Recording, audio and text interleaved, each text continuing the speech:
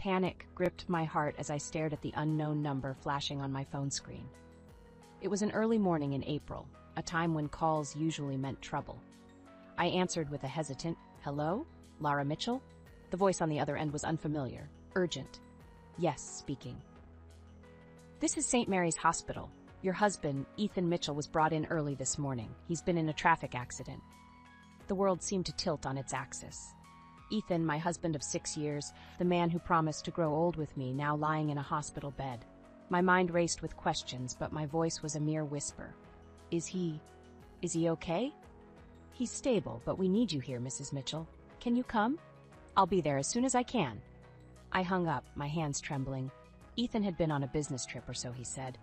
Why was he in a hospital here, in our city? I rushed to the hospital, my mind a whirlwind of fear and confusion. The cold morning air stung my face as I ran, but it was nothing compared to the turmoil inside me. Arriving at the hospital, I was led to Ethan's room. My heart pounded in my chest as I approached, preparing myself to see him, to be strong for him. But nothing could have prepared me for what I saw. The door to Ethan's room was slightly ajar. I pushed it open, expecting to find Ethan alone, injured, vulnerable. Instead, I found him and Mia, his sister, in a state of undress, their bodies entangled in a way that siblings should never be. A wave of nausea hit me. Mia, who had always been cold and distant towards me, was now in the arms of my husband. Their betrayal was a visceral blow. "Ethan?" My voice broke the silence, thick with disbelief and disgust. Mia turned, her eyes wide with shock. Ethan followed, his face a mask of guilt. "Lara, this isn't what it looks like," Ethan stammered, but his words were empty, meaningless. I couldn't listen anymore. I fled the room. Each step away from them felt like a step out of a nightmare. But this was no dream. It was a harsh, cruel reality. In the empty corridor, my thoughts raced. Ethan and Mia together? It was unthinkable, yet the evidence was undeniable. My marriage, my trust, my entire world had been shattered in an instant. And as the initial shock subsided, a fiery anger took its place. They had betrayed me, humiliated me, but I wouldn't let them get away with it. I would make them pay for their deceit. With a newfound resolve, I walked away from the room, away from the life I thought I knew. I was no longer the naive, trusting wife. I was a woman scorned, and I would have my revenge. The evening sun cast long shadows across my living room, but the darkness creeping into my heart was far deeper. Alone, with my thoughts spiraling, I reflected on the past, trying to understand how my life had come to this. Ethan and I met at a mutual friend's party, a chance encounter that blossomed into love. He was charming, attentive, and I thought honest. Our wedding was a dream, filled with promises of a future together. But Mia, she was always a thorn in our relationship. Ethan's older sister by 3 years, she wielded a peculiar hold over him, one that I never quite understood. Her disdain for me was evident from the start. At our wedding, her forced smile didn't reach her eyes, which were cold, calculating. "I'll always be his first love, you know," Mia once whispered to me, a statement that I had dismissed as sibling affection. How wrong I was. As I sat there lost in thought, my phone buzzed. It was Ethan. I answered, my voice cold, distant. "Lara, please let me explain," Ethan pleaded. "Explain? How do you explain betrayal, Ethan, with your own sister?" The words tasted bitter in my mouth. "It's not what you think, Lara. It's complicated." "Complicated? You're right. Betraying your wife with your sister is complicated, disgusting even." Ethan was silent for a moment. "Mia and I, we've always been close. Too close, maybe. But I love you, Lara." "Love? Your love is a lie, Ethan. You've made a mockery of our vows." I could hear the desperation in his voice. "Lara, please. We can fix this. There's nothing left to fix. You've broken everything." With that, I hung up. Tears threatened to fall, but I willed them away. I wouldn't cry for Ethan, not anymore. He didn't deserve my tears. I thought about our life together, the lies woven into the fabric of our marriage. The late nights Ethan claimed were for work, the secretive phone calls, the sudden trips. It all made sense now. Mia's provocations, her sly comments, her outright hostility, it wasn't just jealousy, it was guilt, masked as hatred. And I had been too blind to see it. But no more. I would not be the victim in this sordid tale. They would pay for their betrayal. I would see to that. The night grew darker, mirroring the resolve settling in my heart. Ethan and Mia had wronged me, but they wouldn't have the last laugh. I would have my revenge, and it would be as cold and merciless as their betrayal. The next morning, the world outside was oblivious to the storm raging in my heart. I decided to step out for some air to clear my head, but fate had other plans. Walking through the park, lost in thought, I bumped into someone. It was Paul, Mia's husband. Our encounters were always brief, limited to polite exchanges at family gatherings. "Lara, right?" Paul's voice was warm, a stark contrast to the chill in my heart. "Yes, hi Paul, fancy meeting you here," I replied, forcing a smile. He noticed my discomfort. "Everything okay? You seem preoccupied." I hesitated but decided against sharing my turmoil. "Just one of those days, you know?" Paul nodded understandingly. "I get it, if you ever need to talk." His offer was kind, but the irony wasn't lost on me. Here was Mia's husband, offering a shoulder to the wife she had betrayed. We parted ways soon after, a brief encounter that should have been insignificant. Yet, it was anything but. That evening, my phone rang. It was Mia. Her voice was a venomous hiss. "So, you're sinking your claws into my husband now? You're despicable, Lara." I was taken aback. "What are you talking about, Mia?" "Don't play dumb. Paul told me he saw you today, plotting to steal him too, huh?" Her accusations were ludicrous. "Mia, you're delusional. It was a chance meeting, nothing more." "Chance meeting? Right? Just like how you chanced upon Ethan?" Her words stung, but I kept my composure. "Mia, your paranoia is showing. Unlike some people, I respect the sanctity of marriage." There was a pause, then Mia spat. "You'll pay for this, Lara. Mark my words." The call ended, leaving me in stunned silence. Mia's delusions knew no bounds. First, she betrayed me with Ethan, and now she accused me of trying to seduce her husband. The irony was almost laughable, but her threats were not. Mia had shown her true colors, and they were as ugly as her soul. I realized then that my revenge couldn't be just about Ethan. Mia, too, deserved to face the consequences of her actions. Her betrayal was a double-edged sword, and I would ensure it cut her just as deeply as it had cut me. My resolve hardened. Ethan and Mia had started this game, but I would be the one to end it, and I would play to win. The days following were a blur of anger and disbelief. Ethan's supposed business trip loomed large in my mind, a lie that had shattered my trust. Then one evening, as I sat alone in our once happy home, Ethan called. His voice was cautious, laced with guilt. "Lara, I'm sorry. I should have told you the truth." "The truth? Now you speak of truth?" My voice was icy, sharp. "I wasn't on a business trip. I was with Mia." The admission hit me like a physical blow. "With Mia? You lied to me, Ethan. You lied and betrayed me in the worst way possible." Ethan sighed, a sound of defeat. "I know, and I'll regret it for the rest of my life. But I need you to understand, it's not what you think. Not what I think. You and Mia together while you told me lies? What else is there to think, Ethan?" "Lara, please, let me explain. It's complicated." "Complicated? That's your excuse? Your betrayal is simple and clear. You chose Mia over your wife. There's nothing complicated about that." Ethan was silent for a moment. Then softly he said, "I'm so sorry, Lara. I never meant to hurt you. Sorry doesn't undo what you've done. It doesn't erase the betrayal, the lies. I know, and I'll do whatever it takes to make this right. Make this right. There's no making this right, Ethan. You've broken everything." I hung up, my heart pounding with rage and sorrow. Ethan's confession was a cold reminder of the deceit that had been my marriage. The next day, I received a call from Mia. Her voice was smug, triumphant. "I heard you talk to Ethan. Finally accepted the truth?" "Accepted the truth? Mia, you and Ethan have destroyed any truth that existed between us."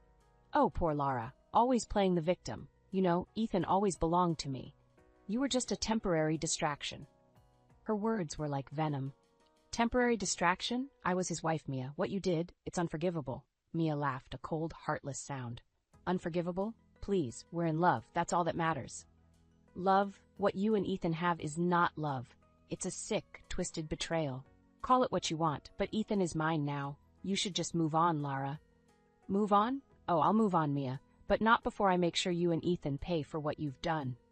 Mia's laughter echoed in my ears as I ended the call. They thought they had won, that they could just walk away from the wreckage they had caused. But they were wrong. I would have my revenge. Ethan and Mia would rue the day they decided to betray me. The game had just begun, and I was more determined than ever to emerge victorious. The revelation of Ethan and Mia's affair was like a wound that wouldn't heal. But wounds turn into scars, and scars are a testament to survival. I was ready to confront them, to face the truth head-on. I arranged to meet Ethan at a quiet cafe, a neutral ground for the storm that was brewing. He arrived looking weary, the weight of his guilt etched on his face. "Lara, thank you for meeting me," Ethan began, his voice tinged with a hope I didn't share. "Save it here for pleasantries, I want answers." Ethan nodded, resigned. "I owe you that much. Ask anything." "Why? Why her? Why Mia?" Ethan sighed, a deep, troubled sound. "It's complicated. Mia and we've always had this connection. It's hard to explain." "Try me," I challenged, my voice laced with bitterness. "It started when we were kids. It was innocent at first. But as we grew older, it changed. We knew it was wrong, but we couldn't help it. And you thought you could just keep this a secret? Marry me and pretend everything was normal?" Ethan looked down, shame written all over his face. "I thought I could put it behind me. I thought I loved you enough to forget about Mia. I was wrong." "You were wrong about a lot of things," I said coldly. "I know, and I'm sorry, Lara. I never meant to hurt you." "Sorry doesn't cut it, Ethan. You've ruined everything. Our marriage was a lie." Ethan reached out, but I recoiled. "I can't be near you, Ethan. Not now. Not ever. This is over." I stood up, ready to leave, but Ethan's next words stopped me. "What about Mia? Are you going to confront her too?" I turned, a plan forming in my mind. "Mia will get what's coming to her. I'll make sure of it." Ethan's eyes widened, a flicker of fear passing through them. "Lara, what are you planning?" "That's for me to know and you to find out. Just watch your back, Ethan." As I walked away, I felt a sense of empowerment. Ethan and Mia had betrayed me, but I wouldn't be their victim. It was time for them to face the consequences of their actions. I would dismantle their world, piece by piece, just as they had dismantled mine. My revenge would be meticulous, calculated. They would regret the day they decided to cross me. Ethan and Mia had played their game, but now it was my turn, and I intended to win. The days that followed were a meticulous orchestration of my plan. I gathered evidence, documenting Ethan and Mia's deceit. It was time for their facade to crumble publicly. The opportunity presented itself at a family gathering. It was an annual event, usually a time of celebration.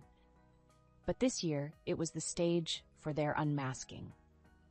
The room was filled with relatives, unaware of the drama about to unfold. Ethan and Mia were there, playing their roles of the doting brother and sister-in-law. Their pretense sickened me. As dinner progressed, I found my moment. I stood, glass in hand, drawing the room's attention. "I'd like to propose a toast," I announced, my voice steady. Eyes turned to me, including Ethan's and Mia's. There was curiosity, expectation. I met Ethan's gaze, saw the flicker of fear in his eyes. "Good. To family," I began. "A bond that should be treasured, not betrayed." Murmurs of agreement filled the room. I continued, "But sadly, not everyone here shares that sentiment." The room quieted, sensing the shift in tone. Ethan's face had drained of color. Mia's eyes were wide, panicked. "I recently discovered a betrayal," I said, my voice rising. "A betrayal by two people in this room." Whispers erupted. I held up my phone, displaying the evidence I had collected. Messages, photos, undeniable proof. Ethan and Mia have been having an affair that shattered a marriage and mocked the sanctity of family. The room erupted in shock and disbelief. Ethan and Mia tried to protest, but their words were drowned out by the uproar. Their mother, standing in stunned silence, finally spoke. "Is this true?" Ethan lowered his head, unable to meet her gaze. Mia, defiant even now, said nothing. "You've disgraced this family," their mother said, her voice trembling with anger. "You've disgraced yourselves." The rest of the evening was chaos. Relatives confronted Ethan and Mia, their outrage palpable. I watched, a bittersweet satisfaction settling in me. They were finally seeing Ethan and Mia for who they truly were. As the party disbanded, the weight of what I had done began to sink in. I had exposed them, yes, but at what cost? The family was in turmoil. The once happy gathering turned into a scene of betrayal and shame. But as I left, I knew one thing for certain. Ethan and Mia would no longer bask in the comfort of their lies. They were now outcasts, their deceit laid bare for all to see. My revenge was far from over, but this was a start to reclaiming my life and my dignity. In the aftermath of the public revelation, I watched as Ethan and Mia's world unraveled. Their betrayal was no longer a private agony, but a public spectacle. It was time for legal retribution. I met with a lawyer, a woman known for her ruthlessness in the courtroom. As I explained my situation, her eyes sharpened, a predator sensing the vulnerability of its prey. "We'll go for a full divorce settlement," she said, her voice confident, "and considering the circumstances, a substantial compensation for emotional distress." "And Mia?" I asked, my voice steady. "We'll file a civil lawsuit against her for alienation of affection. It's a strong case, especially with the evidence you've gathered." I nodded, a sense of vindication filling me. Ethan and Mia would pay, not just socially, but financially. The legal proceedings were a whirlwind. Ethan was cooperative, beaten down by guilt and public shame. He agreed to the divorce and the financial settlements without contest. But Mia was another story. In court, she was defiant, refusing to acknowledge her role in the destruction of my marriage, but the evidence was overwhelming and the judgment was swift. Mia was ordered to pay a significant sum for her part in the affair. The courtroom was a cold place, filled with legal jargon and the sterile scent of justice. But as the gavel slammed down, declaring the verdict, a wave of relief washed over me. It was over, at least legally. But the real victory came later. Mia's life unraveled rapidly. Her marriage to Paul ended in a bitter divorce, and her reputation was left in tatters. The financial strain of the lawsuit and divorce settlements left her struggling, a shadow of the arrogant woman she once was. Ethan, too, faced his consequences. The divorce took a toll on him both emotionally and financially. He reached out to me once, a feeble attempt at reconciliation, but I shut him down. There was no going back, not after everything that had happened. As I rebuilt my life, I realized that my revenge had come at a cost. I had won, but the victory was bittersweet. Ethan and Mia were paying for their betrayal, but the family was fractured, the joy of our gatherings a thing of the past. But amidst the ruins, I found a sense of peace. I had stood up for myself, fought back against those who wronged me. My heart was healing, slowly but surely. Ethan and Mia had taken so much from me, but they couldn't take my spirit. I was moving forward, stronger and more resilient than before. Their betrayal was a part of my past, but it would not define my future. The legal battles were over, and the dust of my shattered life had begun to settle. I found myself in a new apartment, smaller but cozier, filled with a sense of my own identity. It was a fresh start, a place untainted by the memories of Ethan and Mia. One evening, as I sat on my balcony overlooking the city lights, my phone buzzed. It was a message from Ethan's mother, a woman I had always respected and who had shown me nothing but kindness throughout the ordeal. "Lara, can we meet for coffee? I need to talk to you." I agreed, curious and a little apprehensive. We met at a quiet cafe, the same place where I had confronted Ethan months ago. She looked older, the strain of her children's actions etched on her face. "Lara, I wanted to apologize," she began, her voice tinged with sadness, "for Ethan, for Mia, for everything." "There's nothing for you to apologize for," I replied gently. "You weren't the one who betrayed me. I know, but I feel responsible. They're my children after all, and I've lost them both." Her pain was evident, and it mirrored my own. They made their choices, and they're facing the consequences. She nodded, tears brimming in her eyes. "I just wish things could have been different." "We all do," I said, feeling a wave of empathy for her. "But we have to play the cards we're dealt." We talked for a while, sharing our grief and our hopes for the future. When we parted, there was a sense of closure, of mutual understanding and respect.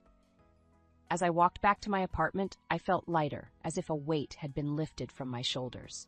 The chapter of Ethan and Mia was closed, but my story was still being written. I realized that my journey of revenge, though justified, had left scars. But those scars were a testament to my strength, my resilience. They were a part of me, but they did not define me. I began to focus on my career, throwing myself into new projects with a renewed vigor. I reconnected with old friends and made new ones. Life was moving on, and so was I. One day I received a letter from Ethan. He wrote of his regret, his sorrow, and his newfound understanding of the pain he had caused. He wished me happiness, a sentiment that once would have fueled my anger, but now it only brought a sense of pity. I didn't respond. Ethan was a part of my past, a chapter that had ended. I was looking forward, not back. I had learned so much about myself, about my strength and my capacity for forgiveness. I had been betrayed, yes, but I had also grown. I was no longer the naive, trusting woman I once was. I was wiser, tougher, and more independent. As I looked out over the city, a sense of peace settled over me. I had faced the worst kind of betrayal and come out stronger. My future was unwritten, a blank canvas waiting for new experiences, new joys, and new challenges. Ethan and Mia had tried to break me, but they had failed. I was still standing, still fighting, still living, and that was the greatest revenge of all.